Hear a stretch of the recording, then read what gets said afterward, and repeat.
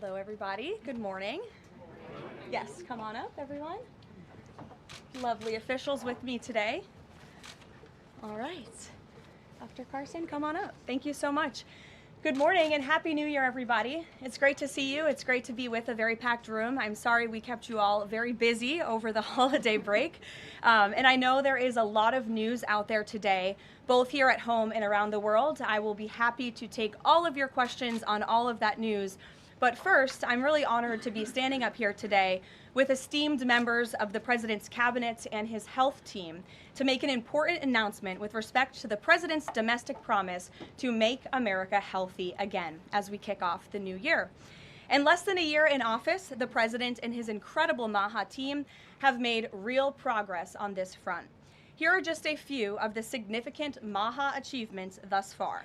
More than a dozen food manufacturers and trade associations have made commitments to remove artificial and petroleum-based food dyes from their products.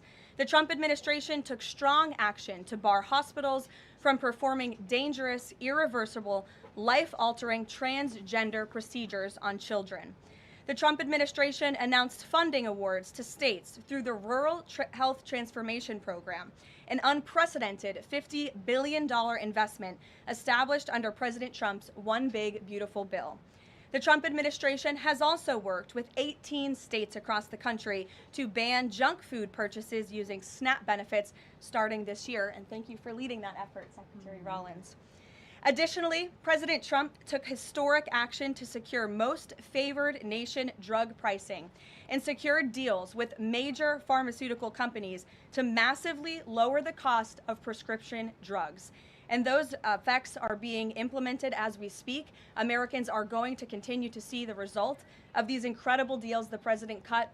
And I know President Trump and this team behind me worked incredibly hard to lower those drug costs for Americans.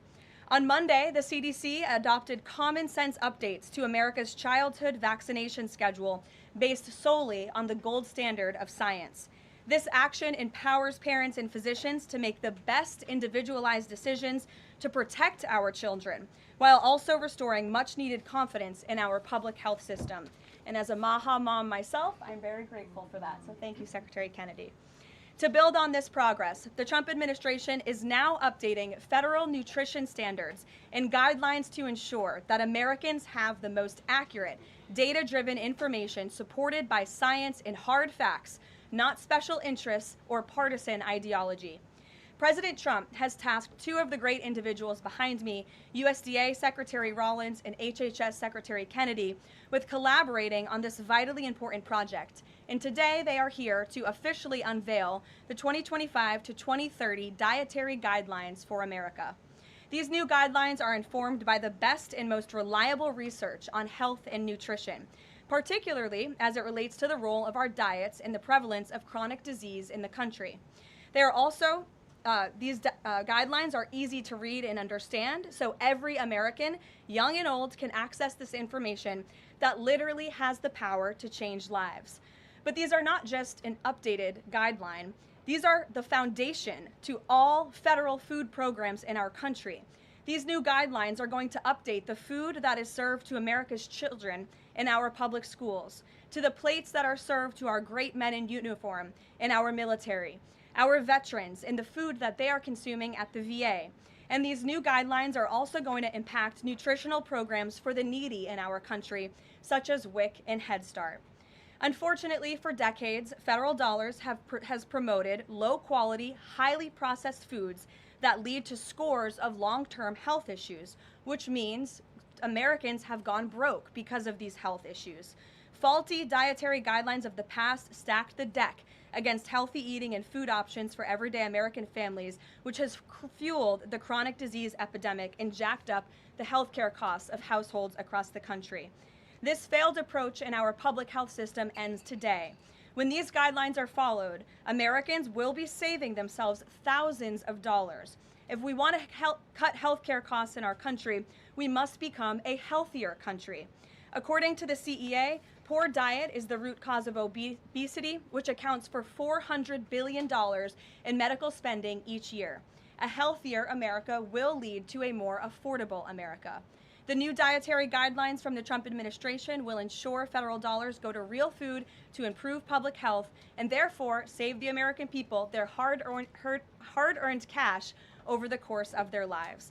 So with that, I am going to hand it over to Secretary Kennedy. The great people behind me will give remarks, and then we'll get into Q&A for the officials that are here on this specific topic. They will leave because they're all very busy people, and then I will open it up to Q&A with the rest of you on the rest of the news in the world. So thank you, and we'll start with Secretary Kennedy. Thank you, Karoline. Thank you. Today marks a decisive change in federal nutrition policy, made possible by President Trump's leadership and the work of MAHA moms and public health advocates who demanded reform. Today, in accordance with President Trump's directive, Brooke and I will release the dietary guidelines for Americans 2025 to 2030, the most significant reset of federal nutrition policy in history. These guidelines replace corporate-driven assumptions with common sense goals and gold standard scientific integrity. These new guidelines will revolutionize our nation's food culture and make America healthy again. For decades, Americans have grown sicker while healthcare costs have soared. The reason is clear. The hard truth is that our government has been lying to us to protect corporate profit-taking, telling us that these food-like substances were beneficial to public health. Federal policy promoted and subsidized highly processed foods and refined carbohydrates and turned a blind eye to the disastrous consequences. Today, the lies stop. The new guidelines recognize that whole, nutrient-dense food is the most effective path to better health and lower healthcare costs.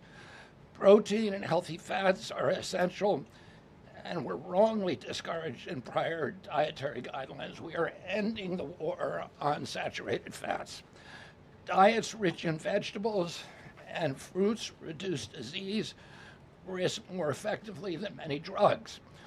Whole grains outperform refined carbohydrates. Added sugars, especially sugar-sweetened beverages, drive metabolic disease, and today our government declares war on added sugar.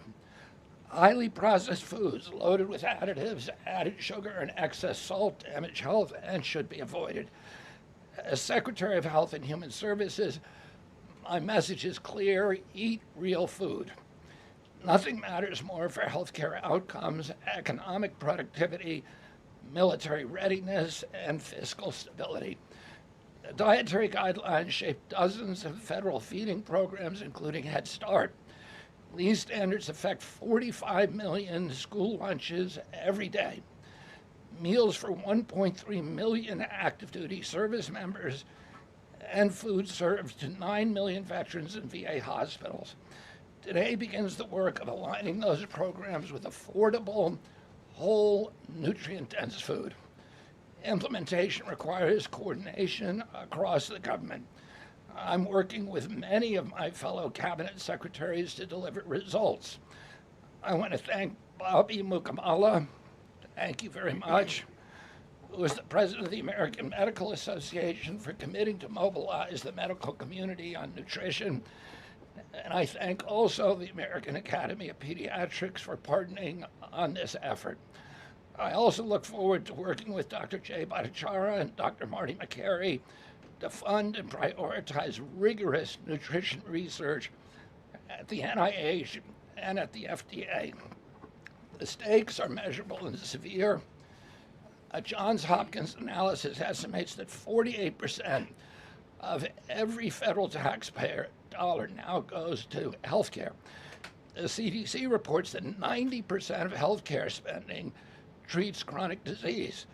That means that 40%, 40 cents of every dollar that taxpayers pay in this country is going to treat diseases that could be averted through good food.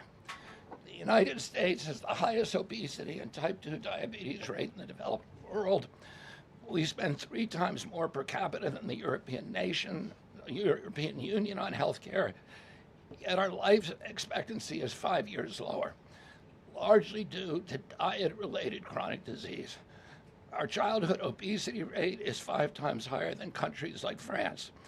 1/3 of U.S. teens have prediabetes, over 35% are overweight or obese, and 20% of young adults have non-alcoholic fatty liver disease. 77% of military-aged Americans are ineligible for military service because of diet-related conditions. If a foreign adversary sought to destroy the health of our children, to cripple our economy, to weaken our national security, there would be no better strategy than to addict us to ultra-processed foods. It's shocking that our own government helped to drive these cataclysmic changes in our diet. The damage is real, it is preventable, and President Trump has ordered it to end. If the United States reduced obesity, type 2 diabetes, heart disease, and Alzheimer's to Japanese levels, we would save approximately $600 billion a year. About 50% of Medicare's projected long-term deficit, or $5,000 per family annually. Current policy worsens the problem. 42 million Americans rely on SNAP, where common purchases include sugary drinks, candy, and chips. 78% of SNAP recipients are enrolled in Medicaid, and 90% of Medicaid spending goes to chronic disease. These incentives raise healthcare costs and undermine health. This must change. The new framework centers on protein and healthy fats, vegetables, fruits, and whole grains. And you can see the food pyramid here.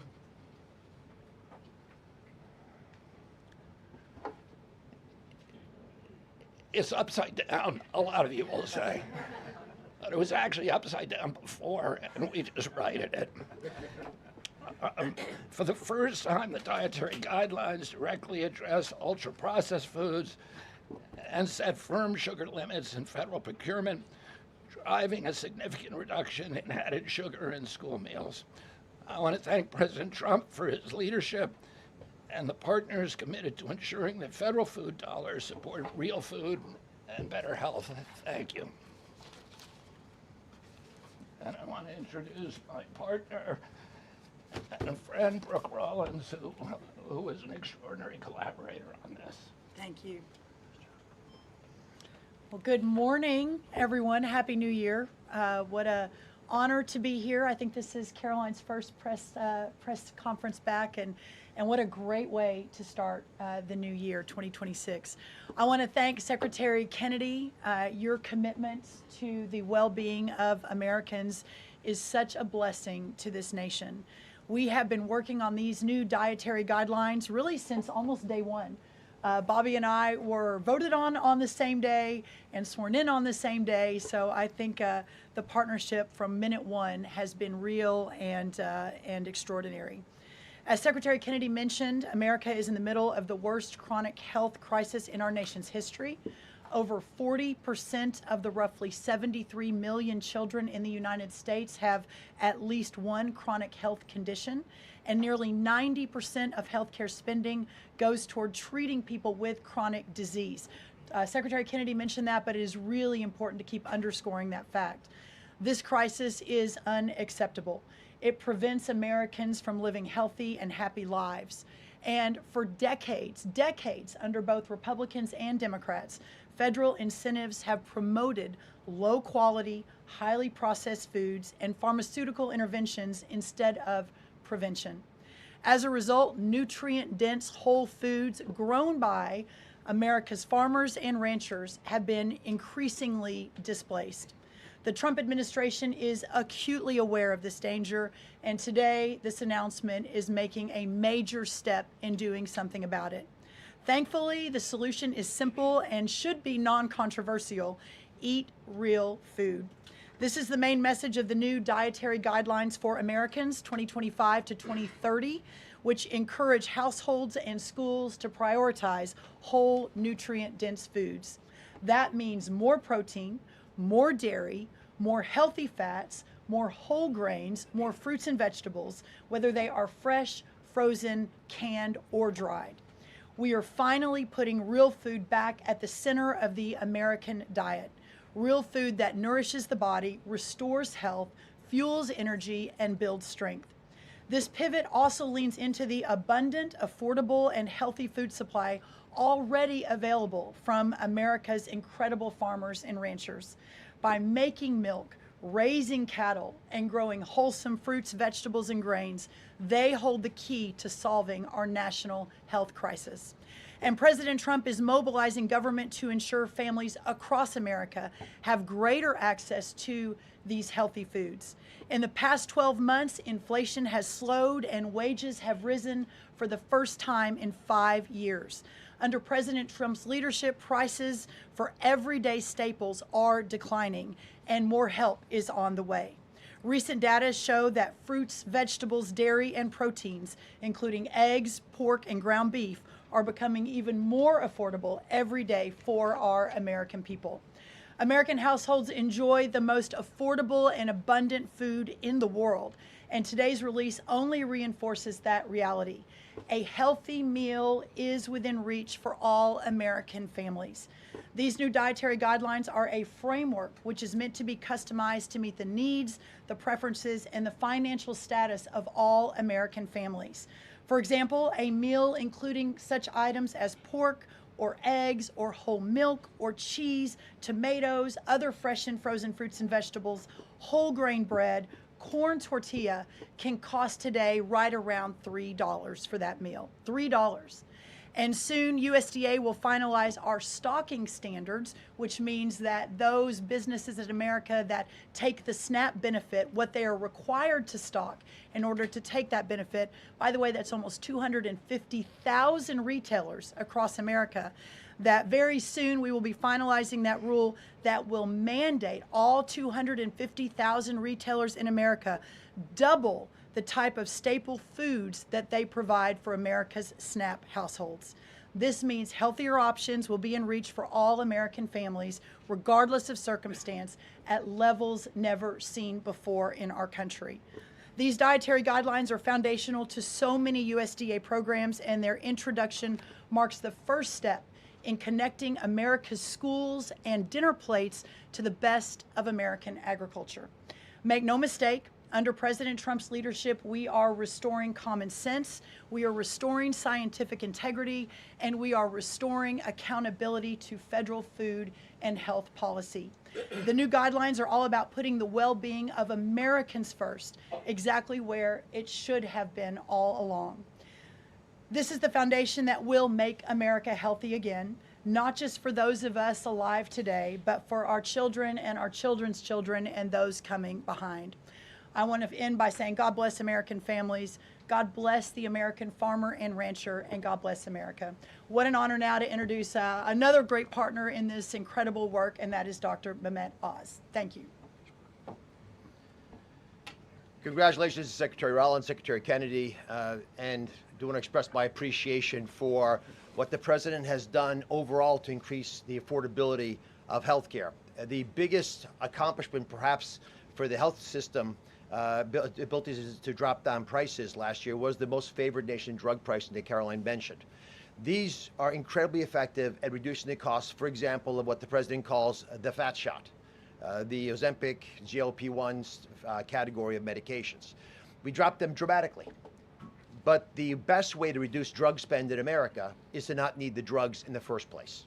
What you're hearing today with these dietary guideline adjustments are going to be massively effective, and not just dropping the need for us to buy these weight loss drugs, but buy these expensive drugs for autoimmune problems. We have evidence that food is medicine when it comes to conditions as varied as mental health issues from Alzheimer's and depression to fundamental realities of how children learn in school. So the question then becomes, what is this actually going to do in dollars and cents? And I had the group at CMS run some numbers for us to try to give you concrete assessments of how much this will drop the spend that the federal taxpayer must make for Medicare and Medicaid. And I'm more optimistic today than ever that we can address the fast rising rate of healthcare expenses in America because of movements like this. Right now, we're increasing health expenditures in America at roughly twice the rate of the GDP growth. We will correct that if we can get America to be healthier, because you can't be a wealthy nation without being a healthy nation. So 2 numbers for you to remember. The first is $30 billion. Why?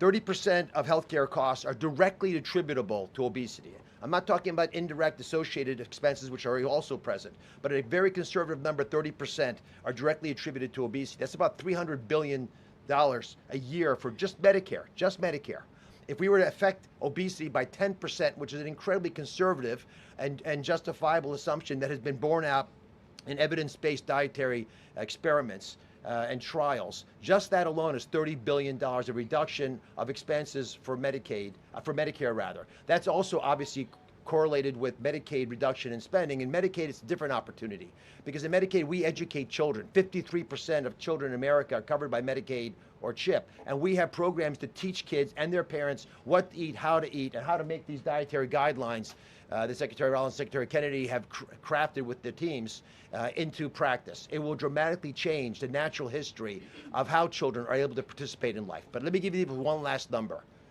If we're able to get the average American, who today retires on average at age 61, get them just to work 1 year longer, because they feel so vital, so strong, so bullish about their future, because they're feeding their bodies nutrients that are essential to their high-functioning productivity, we will increase the overall GDP of our nation by trillions of dollars.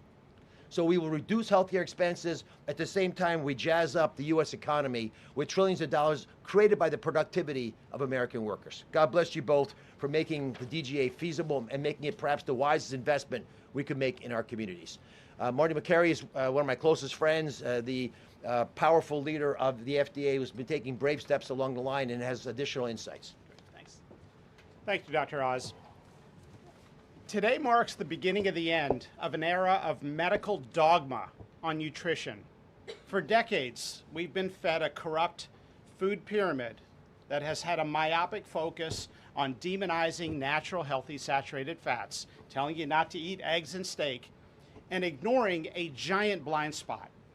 Refined carbohydrates, added sugars, ultra-processed food. This study in JAMA now shows that 60% to 70% of kids are getting their calories from ultra-processed foods. That's an epidemic.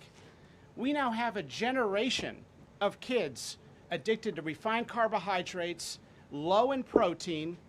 They are literally nitrogen negative because we've used old flawed studies that used urine nitrogen to estimate body protein metabolism, and they missed the mark. The old guidelines had such a low protein recommendation that we are increasing that by 50 to 100%. Kids need protein.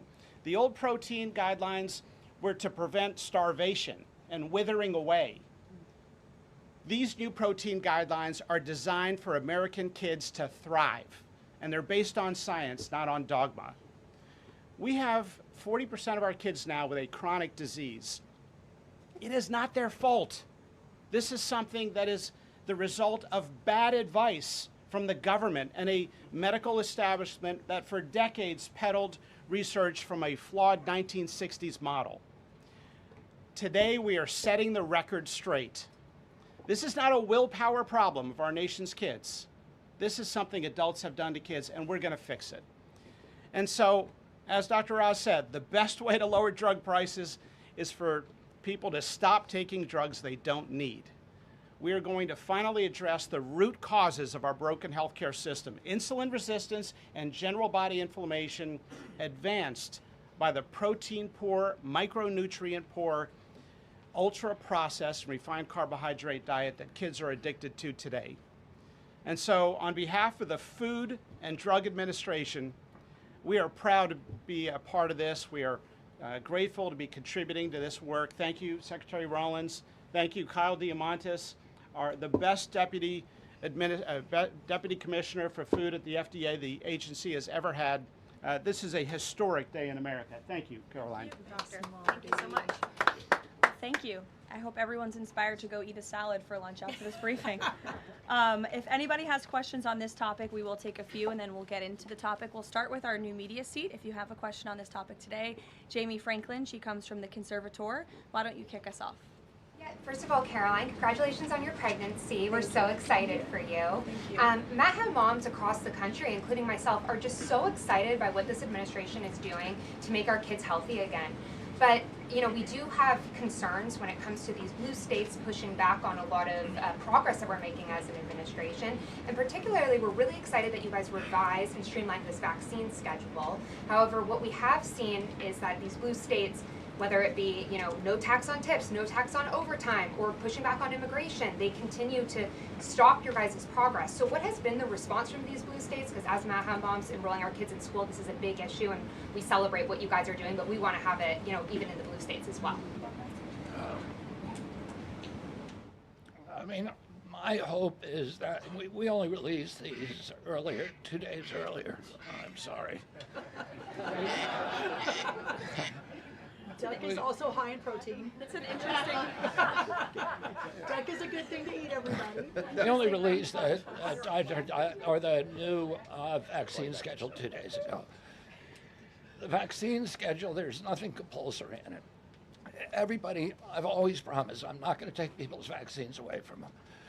People who want to get vaccines, everybody who wants them can get all of the vaccines that were on the old schedule. They will all be paid for by the Vaccines for Children program or for the insurance the same as before. We release guidelines that we think are optimal to public health. They're the same with core vaccines that are required by the European community. And those nations all have much better health outcomes than we do. And they're based on their best science and also on their conviction that when you put too many vaccines on the program, it actually reduces compliance. It reduces uptake. And so we want to maximize the uptake of vaccines by making sure that Americans know we are making recommendations that are science-based, that are common sense, that are grounded in science. And right now, that's the best science that we have. And again, there's 3 categories of vaccine. One is the core schedule, which resembles the European countries. The second is for people who have vulnerabilities, for high risk, and that doesn't change at all. And then the third is shared decision making, which any vaccine that was on the old schedule, you can continue to get. So people will make their own choices, and that's what democracy is about. I asked the boss, Karoline, for permission to add a little bit to this because I think it's really important. And by the way, Jamie, what a superstar you are. It's so fun to see you in this seat, Jamie Franklin. The blue state question is a really important one. And for those of us that are running agencies with these programs, I mean, I've talked to a lot of you already about how we have 22 blue states that won't give us their SNAP data so that we can figure out and ensure that those who really need these programs are actually getting these programs. Clearly, you all have been writing about Minnesota. California is next. We're looking at New York, some other states. The amount of fraud in all of these programs is absolutely stunning. And the challenge is, I mean, from Medicaid, et cetera, I know, Dr. Oz, you've talked a lot about that. This is a significant problem. And I think who's really harmed in all of this conversation and when these blue states aren't partnering with us to try to do this right is we say blue states and red states, but in those states, there are all kinds of our citizenry and that aren't all Democrat or aren't all Republican. We had a poll that just came out that had about 85% of all Americans believe that states should turn their data over on SNAP so that we can figure out where the fraud is and ensure these programs are going where they need to go. So my request of these blue states and these blue state governors is partner with us. Let us figure out how to do this better. Let us make sure that whether it's the vaccine schedule or the SNAP program or the Medicaid program or the child care program, that we are doing everything we can to protect every tax dollar, but to also ensure those who need it the most vulnerable in our society, are getting the programs they need versus those who A, are not even supposed to be here, or B, are cheating the system. Jeff. Thanks, Caroline. One of the changes that was made had to do with alcohol. Secretary Kennedy or Dr. Oz, could you explain the science behind the new language on not saying 2 drinks for men and 1 drink for a woman every day would be healthy, and whether or not the industry had an impact on the language of moderation versus just saying alcohol is not healthy and you shouldn't drink it? So alcohol is a social lubricant that brings people together. In the best case scenario, I don't think you should drink alcohol, but it does allow people an excuse to bond and socialize, and there's probably nothing healthier than having a good time with friends in a safe way. If you look at the blue zones, for example, around the world where people live the longest, alcohol is sometimes part of their diet. Again, small amounts, taken very judiciously, and usually in a celebratory fashion. So there is alcohol on these dietary guidelines, but the implication is don't have it for breakfast. Right, this should be something done in a small amount with hopefully some kind of an event that might have alcohol added. But the general move away from 2 glasses of men, 1 glass of women, there was never really good data to support that quantity of alcohol consumption. That data was probably primarily confused with broader data about social connectiveness. Take a couple more. John? Thanks a lot, Karoline. Secretary Rollins, I'm curious about with these guidelines. They're not mandates, they're guidelines. What are the practical effects of these guidelines on public schools all across the country? Well, today begins thank you, John. It's good to see you. Today begins the first day now in a recalibration of the rules, whether it's school lunches, whether it's the SNAP program, whether it's as veterans were mentioned, our prison system, that now we begin the process of implementing and redrafting the rules to reflect what this new dietary guidelines for Americans actually is doing to our food system. So there is a lot of work to do. Nothing changes overnight, but as I think we've proven, this administration moves very, very quickly on all fronts, 7 days a week, 365 days a year, and so you'll begin to see some real changes coming very soon. As everyone is aware, for many of our most vulnerable in the margins in our communities, the school lunch is often the best place for our children to get the healthiest meal. Hopefully with stocking standards and reworking SNAP and the SNAP waivers we've done, that begins to change too.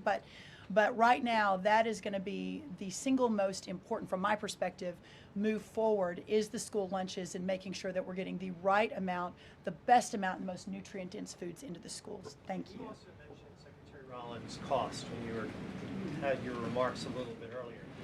Is eating healthier more cost-effective? Is it cheaper than just having a diet of processed foods? I had a whole chart to show you, but left it in the back, unfortunately, that yes, indeed, that eating healthy, for the most part, we've got 100 simulations, is actually less expensive. The challenge is the access to those healthy foods, especially in parts of America where they have food deserts. They don't have a H-E-B or a Kroger or a Central Market. These are all Texan grocery stores, but whatever similar across the country. But that is why these stocking standards in SNAP are so important. So if you have a economically challenged family, and the only place they're getting their food is the 7-Eleven. We have a longer term important policy priority, and that is getting grocery stores into these lower margin communities. But for now, requiring those retailers, those 250,000 retailers across America, to double their stocking of healthier foods. That will allow us to immediately get these better foods into all communities, but especially the most vulnerable. Thank you, John. Let me just add something to that. Brooke and I are working on a program. Affordability is the priority for the president. And we know we have to make it easy and accessible for healthy foods for every American. And we believe we can do that. We think affordable food is within reach of every American family. We are working on a education and information program that will allow American families all over the country to come onto our website and find the healthiest foods at the lowest cost for themselves. I'd also just add this. The idea that a cheap meal made of processed food is cheap is an illusion, because you're paying for it on the back end. You're paying for it with diabetes, with obesity, with illness. And if you internalize that cost of the meal, it would be a tiny fraction of the long-term cost of eating bad food. So we'll take one more in the white blazer. Thank you. Caroline. Secretary Kennedy, you mentioned healthy fats, but also ending the war on saturated fats. Can you clarify how much saturated fats Americans should be consuming? I'm going to let Marty take that since he wrote a book about it. Look, the old dogma in the 1960s when Eisenhower had his heart attack and Ansel Keys said it was the saturated fat. That's never been substantiated. And so that flawed research has become dogma over the years, and eventually the conversation was sidelined. In this new guidance, we are telling young people, kids, schools, you don't need to tiptoe around fat and dairy. You don't need to push low-fat milk to kids. And we are maintaining the 10% of calories as saturated fat in the guidance. The real issue is protein. The fact that 60 to 70% of the calories of kids today in America is ultra-processed food. These are the issues that have become giant blind spots where we're now putting attention. And we hope that there are conversations in every school board in America, in every church and synagogue and house of worship, every home in America will now have conversations. We've got to talk about school lunch programs, not just putting 6-year-olds on Ozempic. Food can be curative. We've got to talk about the microbiome and fiber and healthy whole grains and the good soil that food comes from and the healthy, clean waters and good farming techniques. So that's the focus of this guidance. Thank you. Great. Some of you may be wondering why Dr. Carson is here. He is our National Nutrition Advisor working alongside Secretary Kennedy, and he's played a big role in this effort. So I want to thank you so much, Dr. Carson, for being here today. And thank all of you for being here today. I know you're all very busy people, and these people have a lot of questions on things other than diet, I'm sure. So I'm going to get to work, and thank you guys so much for coming. Thanks, everybody. Thank you. Thank you. Okay, thanks. All righty. Great. Does anyone have any questions? Rachel, why don't you start? Thank you, Caroline. The president has been adamant that he is now in charge of Venezuela, but Delcy Rodriguez said the government of Venezuela runs her country, no one else, saying, quote, there's no external agent governing Venezuela. So which one is it? Let me just be very clear. This is the first time that I've addressed Venezuela from the podium since being back and since the historic and incredibly successful military operation, law enforcement operation conducted by our United States military that you all saw and the world witnessed last week. The skill, the might of the United States military and our country under the leadership of this president is on full display to the rest of the world. And let's just set the record straight. There isn't another military in the world who could have pulled off this operation. There is not another president in the world or in our nation's history who had the courage to authorize such a mission. And I think the world has taken notice that America is truly back. With respect to Venezuela, the Trump administration, led by Secretary Rubio, the vice president, and the president's entire national security team, is in close correspondence with the interim authorities in Venezuela. We obviously have maximum leverage over the interim authorities in Venezuela right now, and the president has made it very clear that this is a country within the United States, the Western Hemisphere, close by the United States, that is no longer going to be sending illegal drugs to the United States of America. It's no longer going to be sending and trafficking illegal people and criminal cartels to kill American citizens as they have in the past. And the president is fully deploying his peace through strength foreign policy agenda. So we're continuing to be in close coordination with the interim authorities, and their decisions are going to continue to be dictated by the United States of America. Just one follow-up, when you talk about that leverage there, has the Venezuelan government fully committed to turning over its oil to the United States indefinitely, and what happens if they do not? Well, as you saw, the president announced last night, this was a deal. This was a deal made by the president and his team with the Venezuelan interim authorities. This will benefit both the American people and the Venezuelan people. And Secretary Wright and the Department of Energy are working with the interim authorities and also with the private oil industry to execute on this historic energy deal. That's not only good for the United States, but it's also going to revive the prosperity, the safety, the security of both the United States and Venezuela as well. Ed. Following up on the oil part of this, the 30 to 50 million barrels of oil, how exactly is that going to work? You're getting it out of Venezuela into the United States?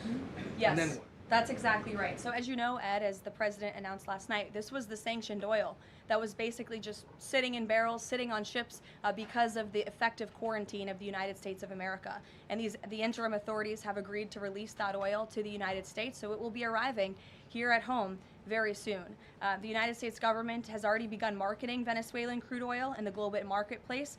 for the benefit of the United States, engage the world's leading commodity marketers, key banks to execute and provide financial support for these crude oil and crude product sales.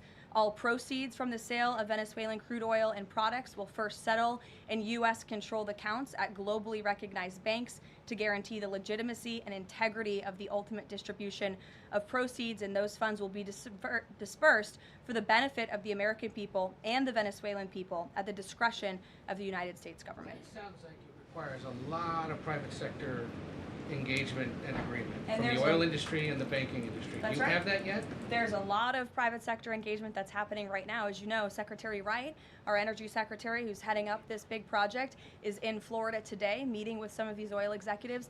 And as we confirmed earlier, they will also be at the White House later this week. So they are absolutely eager to invest. They're eager about these opportunities.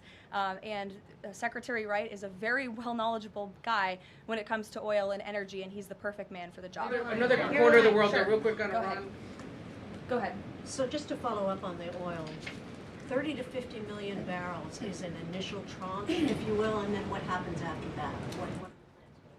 I won't get ahead of the plans that the president and his team are currently speaking with the interim authorities about, but rest assured, there is a long-term plan here. Secretary Rubio and the entire team are working diligently on it, and this is just sort of the first action that you all are seeing. Ed. So in order to get these oil companies to invest billions in Venezuela, how will the U.S. reassure that their workers will be safe in Venezuela? Could there be troops involved? At this point in time, as you know, there are no troops on the ground in Venezuela. The president, of course, reserves the right to use the United States military if necessary. It's not something he wants to do. Diplomacy is always the first option. As you saw, he tried that with Nicolas Maduro, but unfortunately, he was an illegitimate dictator and an unserious person. And so President Trump authorized this law enforcement operation, and now Nicolas Maduro is sitting in a prison cell in New York. So certainly the president is going to do what's in the best interests of the American people, and that includes workers from our energy and oil industry as well. With that meeting tomorrow, what is the message the president is going to give to the oil executives, and what does he want to hear? Well, the meeting is on Friday, and it's just a meeting to discuss, obviously, the immense opportunity that is before these oil companies right now. Stephen. Caroline, and congratulations again. Thank you. The New Yorker had a story yesterday on the vice president, and it questioned his, quote, notable absence on Venezuela. And the sub-headline asked, was the vice president's exclusion from the operation in Venezuela an expression of his anti-interventionist ideology or political calculation? Would you be able to discuss the vice president's role in Venezuela policy? I did see that report in the New Yorker, and quite frankly, I laughed out loud because it's very clear it's a fake report that's trying to sow distrust and division amongst the president and his team. Let me just be very clear. The vice president has been involved in all policy. He is the right-hand man of the president on all policy matters, including Venezuela policy. He was, of course, read in and deeply involved in this operation from the very beginning. And he was present on the night of the operation via secure communication at a different location as to not damage the operational secrecy of this mission. That was so incredibly important to ensure that this mission could be carried out successfully without endangering our troops. Sure. The U.S. seized a tanker recently. Russia specifically asked the United States not to seize that tanker. Does this action risk a larger conflict with Russia? I believe you're referring to the Bella 1 tanker that was seized this morning. The Department of Justice and the Department of Homeland Security, in coordination with the Department of War, did announce that seizure this morning for violations of U.S. sanctions. I've spoken about the enforcement of our sanctions policy at the podium prior to the new year, and this administration is going to fully enforce the sanction policy of the United States. The vessel this morning was seized in the North Atlantic pursuant to a warrant issued by a U.S. federal court after being tracked, and this was a Venezuelan shadow fleet vessel that has transported sanctioned oil, and the United States of America, under this president, is not going to tolerate that. I would also just add the vessel had a judicial seizure order in the crew, so that means the crew is now subject to prosecution for any applicable violation of federal law, and they will be brought to the United States for such prosecution if necessary. Kelly. Caroline, Happy New Year to you. Thank you. You too. I'd like to talk to you about a couple of things real quickly. The first question about the Venezuelan people. As you know, there's some 8 million Venezuelans here, some of them celebrating in the streets. There are Venezuelans on the ground who are concerned about their safety. What does the Trump administration, what is it doing to actually help people in Venezuela understand that they will be secure throughout this transition? I think the fact that this president actually followed through on the long-held promise of the United States of America, the bipartisan promise to take down the illegitimate Maduro regime, should give assurance to the Venezuelan people and also Venezuelan Americans who fled this communist regime for a better life here at home, that this is a president who is serious about taking down illegitimate regimes and who is also serious about securing the security of the United States of America, including the Venezuelan American people. And I would just add that this is something that not just Republicans and President Trump have talked about for a very long time, but it is also something that Democrats have advocated for. In 2020, Chuck Schumer said that that at the time, President Trump had not brought an end to the Maduro regime. The Maduro regime is more powerful today and more entrenched today than it was when the president began. Now you hear Chuck Schumer out there saying this is reckless. The American people and the Venezuelan people should be in fear. But this is something that Chuck Schumer has long advocated for. Senator Chris Van Hollen, same thing, had said that the United States is going to use its leverage and influence to push for negotiations to transition to the truly elected leader. This was under President Biden. We know Maduro and his cronies don't want to go quietly into the night. The U.S. needs to work to ratchet up the pressure. Now, Senator Holland says it's an illegal act of war to get rid of Nicolas Maduro. So the hypocrisy is really astounding here, and thank you for giving me an opportunity to point it out, Kayla. I mean, sorry. Go ahead. Yes. So there are reports that the administration is demanding that Venezuela cut ties with China, Russia, Iran, and Cuba. Can you confirm? I'm sorry? Reports that the administration has essentially demanded that Venezuela cut ties with China, Russia, Iran, and Cuba. Can you confirm that?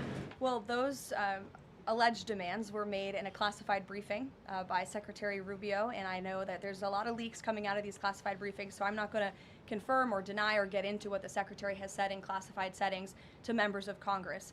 But I think that the administration has made it quite clear to the interim authorities in Venezuela that this is the Western Hemisphere and American dominance is going to continue under this president. If I could just ask, there have also been reports that the U.S. could potentially buy Greenland as one potential option on the table. What would such an offer look like? Is there anything monetarily you could provide, any details there? Well, that's something that's currently being actively discussed by the president and his national security team. And I would point out that the acquisition of Greenland by the United States is not a new idea. This is something that presidents dating back to the 1800s have said is advantageous for America's national security. The president has been very open and clear with all of you and with the world that he views it in the best interest of the United States to deter Russian and Chinese aggression in the Arctic region. And so that's why his team is currently talking about what a potential purchase would look like. Jackie. Caroline, just following up on Greenland, why not rule out taking it by military force? I know that past presidents and past leaders have often ruled things out. They've often been very open about ruling things in and basically broadcasting their foreign policy strategy to the rest of the world, not just to our allies, but most egregiously to our adversaries. That's not something this president does. All options are always on the table for President Trump as he examines what's in the best interest of the United States. But I will just say that the president's first option always has been diplomacy. Again, look at Venezuela. He tried ardently to strike a good deal with Nicolas Maduro, and he told him, I will use the United States military and you will not like it if you don't take such a deal. And look at what happened. With respect to Iran, the president said the same thing, right? He tried to have serious interest in a deal with the Iranian regime with respect to their nuclear capabilities. They were not interested, and so Operation Midnight Hammer happened, which was another remarkable military success under the leadership of this commander-in-chief. So the president keeps his options open, but diplomacy is always the first. Quickly, just one additional follow-up on that. Does the president recognize Denmark's ownership as part of the kingdom? Because there have been some Republican senators questioning, the claim that Denmark has to Greenland. Is the president in that camp with them, questioning the legality I have not heard him question it personally, but you're welcome to ask him yourself next time you have the chance. Sanctions are being lifted for Venezuela. We got to lift some sanctions to let the oil come in. Can you talk about that just very briefly? Yes, so the U.S. is selectively rolling back sanctions to enable the transport and the sale of Venezuelan crude and oil products to the global markets, yes. Karoline. Annie. Thank you. There are some reports from Venezuela that the country's leaders are cracking down on the population, specifically suppressing public expression of support for Maduro's ouster. Is that kind of behavior consistent with what the president wants to see, how the president wants to see the leaders take on the population? It would not be consistent, and I'll let the president's national security team speak further on that. I know they are well aware and tracking. Kelly. Two questions. One, on the seized vessels, the Bella, the Sophia, can you tell us where they're headed, what happens to any existing cargo, and you reference personnel but potentially facing prosecution? That's one thing I'd like to follow on. And then on the Bella. Yes, okay. And on Annie's question, if I could also ask, does the administration believe that the interim regime should release all political dissidents and prisoners and return detained Americans? That's not a question that I've personally spoken about to the president with, so I will let him answer that question. I don't want to make new policy at this podium today with respect to Venezuela. With respect to the two ships that you mentioned, I spoke with you about the Bella 1. There was another vessel this morning, the Sophia, that in coordination with the Department of War, the Department of Homeland Security apprehended it. This is a stateless, sanctioned, dark fleet motor tanker, and this occurred without incident. This vessel was operating in international waters and conducting illicit activities in the Caribbean Sea. The U.S. Coast Guard is escorting the Sophia to the United States for final disposition. To answer your question, Kelly, directly, this was through Operation Southern Spear. The Department of War is unwavering in its mission to crush illicit activity in the Western Hemisphere. And as the President has repeatedly stated, we're going to defend our homeland and restore security and strength across the Americas. Dasha. Dasha, go. Caroline, thank you and Happy New Year. Thanks, you too. Two questions, one on Venezuela, one on Greenland. You've repeatedly at the podium called the current leadership in Venezuela interim leadership. There are Republicans and Democrats alike that say they want to see elections in Venezuela. The president had said it's too soon to do that right now, but is there a timeline for elections in Venezuela? Is he committed to seeing that this year, for example? You just said the president has answered that question, so I will reiterate what the president has said a few times now to all of you, which is that it's too premature and too early to dictate a timetable for elections in Venezuela right now. Caroline, you just talked to Jackie about diplomacy first, right? The Danes have repeatedly said they are willing to collaborate on all of the concerns that the president has, whether it's more troops, mineral rights, intelligence sharing. Why does the president feel he needs to own Greenland and not and put out the threat of military action when this could be done through diplomacy? Well, who said diplomacy isn't taking place behind the scenes, Dasha? I mean, the president is interested in diplomacy. His national security team is as well. And of course, he's always willing to pick up the phone for everybody and hear out their concerns. But the president is the president of the United States of America, and he's always going to be very clear about what he views as being in our nation's best interest. Reagan. Caroline, I have a question for you on Venezuela, and then I'd love to ask you about Minnesota and Tim Walz. Sure. On Venezuela, I'm wondering, does the administration hope to start sending more Venezuelan migrants back home or have them self-deport if the situation in the country improves? As far as I'm concerned, the policies of the Trump administration and the Department of Homeland Security have not changed. All those illegally present in the country are subject to deportation. And I would just like to add how we got here.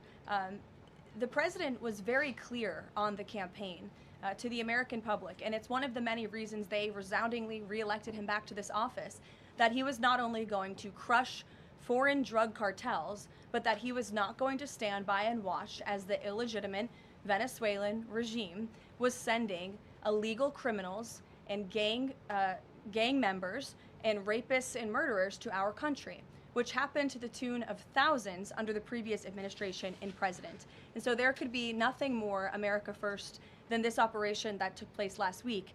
And I would just remind all of you in this room that there were innocent Americans like Jocelyn Nungare who lost their lives at the hands of dangerous Venezuelan criminals who were sent here by the Maduro regime. And that has been the president's North Star and guiding principle throughout his entire policy since January 20th. Tim Walz in Minnesota. Does the administration believe that Tim Walz potentially dropped out of the governor's race because he could be under criminal investigation? I don't know if there's a criminal investigation. If there was, I wouldn't be able to comment on it from up here, to be honest with you. But I think Tim Walz probably dropped out of the race because he realizes he no longer has the support of the people of his own state, which is a remarkable downfall considering he was the #2 on the Democrat Party's ticket just about a year ago. When it comes to Minnesota, the fraud that we have seen, the wide scale of fraud is really remarkable. It's egregious. I would encourage every single journalist in this room to go to Minnesota and to cover it yourselves. As for the Trump administration, we have officials who have been on the ground almost every day. Secretary Noem was there yesterday. Secretary Bessent will be traveling there later this week to talk about the fraud and to do a roundtable on this very topic. And I would just like to leave you with an update. To date, the Department of Justice has charged 98 total defendants in several Medicaid fraud and related case programs. 64 were convicted, and 85 of the 98 charged were of Somali descent. The DOJ has also issued over 1,700 subpoenas, executed over 130 search warrants, and they have now added more attorneys to their office there to absorb the case flow. DHS is on the ground going door to door conducting large-scale criminal and HSI investigations. They have also sent approximately 2,000 agents to Minneapolis to assist with law enforcement and immigration enforcement. As I said, Secretary Noem was on the ground yesterday. The Department of Health and Human Services has also begun requiring a justification and photo evidence for all child care related payments nationwide, and they required Minnesota to conduct a full audit of all child care centers. They also froze $185 million in funding to Minnesota. And Dr. Oz, who was just here, also notified Governor Walz they're going to begin auditing Medicaid recipients and deferring payments on claims based on waste, fraud, and abuse. The Department of Labor is also conducting a targeted review of Minnesota's unemployment program. Department of Agriculture requiring Minnesota to conduct recertification for SNAP recipients, and HUD has launched investigations into the public housing. SBA has also suspended nearly 7,000 borrowers amid suspected fraudulent activity. So, with all of that, rest assured this is an all-hands-on-deck effort from the entire administration to get to the bottom of this and to ensure that the ripping off of taxpayers in the state of Minnesota, and it won't just be Minnesota, it'll be any state across this country where fraud has taken place, and we are protecting law-abiding, tax-paying American citizens. Phil. Thank you, Caroline. Just to follow up on Greenland, there are treaties already on the books that give the United States access to the island. They can construct and maintain military bases there. We can house personnel on the island. The U.S. has control of landings, takeoffs, anchorages, etc. So I'm curious if you could just spell out for the American public, what specifically would the U.S. gain by taking control of Greenland that the U.S. doesn't already have access to right now? More control over the Arctic region and ensuring that China and Russia and our adversaries cannot continue their aggression in this very important and strategic region. And there would be many other benefits as well that, again, the President and his national security team are currently talking about. Jeff, I'll give you another one. A broad sort of stand-back question on foreign policy. Are you concerned about increasing tensions with Russia because of the tanker seizures? And how does the U.S. action in Venezuela impact the ongoing relationship with China and the President's relationship with President Xi? I think the President has very open, honest, and good relationships with both President Putin of Russia and also President Xi of China. He has spoken with them numerous times, as you know, since coming to office about a year ago, and I believe that those personal relationships are going to continue. But as for the President and the United States, he's going to enforce our policy that's best for the United States of America. And with respect to these ship seizures, that means enforcing the embargo against all dark fleet vessels that are illegally transporting oil, and only legitimate commerce, to answer your question much earlier, Rachel, determined by the United States is going to be permitted. And that's the policy of this administration, and he's not afraid to implement it. One more stand back. Just one more stand back. I just missed the last one. I remember asking the President at the very beginning of his term if he was committed to Article 5 and NATO, and he said yes. Has his stance on NATO or his commitment to NATO changed? Did you see his statement earlier today? He said we will always be there for NATO even if they are not there for us. And I think that answers your question directly. Yes. Just to follow up on what Jeff was saying there, will the president commit that if any NATO members are attacked, the United States will come to it? Again, the president addressed this directly himself this morning after seeing the coverage from all of you in this room on television, and he made it very clear we're always going to be there for NATO, even if they have not done right by the United States of America. And they have not, they have finally increased their defense spending at the request of this president, but it was only because of this president that they did that. We'll take a couple more. Michael, go ahead. Thank you, Caroline. Happy New Year and congratulations. Thank Two you. questions, if You I may. too. One on healthcare, one on Mexico. On healthcare, the president says he wants Republicans to be flexible on the Hyde Amendment in order to pass healthcare legislation. What is the White House's message to pro-life voters who say federal funding for abortion goes against their values? Well, the president did not change the administration's policy. It was President Trump who signed an executive order protecting the Hyde Amendment. It's the Trump administration that has taken multiple actions on various fronts to ensure that taxpayer dollars are not funding the practice of abortion. What the president was saying yesterday was Republicans, and frankly Democrats too, need to show a little bit more flexibility so we can actually get something done with respect to the issue of health care. Republicans have amazing ideas. The president himself, as we spoke about earlier, has launched this Most Favored Nation drug pricing initiative, has cut good deals with Big Pharma. He wants to see Republicans and Democrats too, if they're willing, codify those executive orders into law so that these good deals can remain and these prices can continue to be lowered long after this president and this deal maker in chief is gone. Presidents talked a lot about health savings accounts and giving more money back to the healthcare consumer rather than to these giant insurance companies, and he's been very outspoken and tough on them too, and I think you'll see more and hear more from him directly on that issue. So he wants to see Congress get something done with respect to health care, and that was the point that he was driving home yesterday. Mexico, Caroline. Haley, President Trump says the drug cartels are running Mexico. What action does he need to see Mexico's president, Claudia Sheinbaum, take to prove that she's in control of that country, in control of those cartels? And does the White House believe she's able to do that without U.S. intervention? Look, I think the president was speaking very candidly and frankly about the reality on the ground in Mexico. Haley. Caroline, Happy New Year. I wanted to Thanks, ask you you too. about the seized tanker, the Vela. There were reports before this that Russia had sent a submarine to escort it. Was there any engagement with that submarine? And then was the deconfliction line with Russia used ahead of boarding that? Again, this was a Venezuelan shadow fleet vessel that has transported sanctioned oil. The vessel was deemed stateless after flying a false flag, and it had a judicial seizure order, and that's why the crew will be subject to prosecution. Mary. On Colombia, the president talked over the weekend and suggested that he would be open to an operation there. Should the president of Colombia be expecting Delta Force anytime soon? And then I had another one for you on California. That would be a very unwise question for me to answer, to weigh into. What's your next question? On California, can you share any more about the fraud investigation? The president said that there was one. Who's being investigated and where is it starting?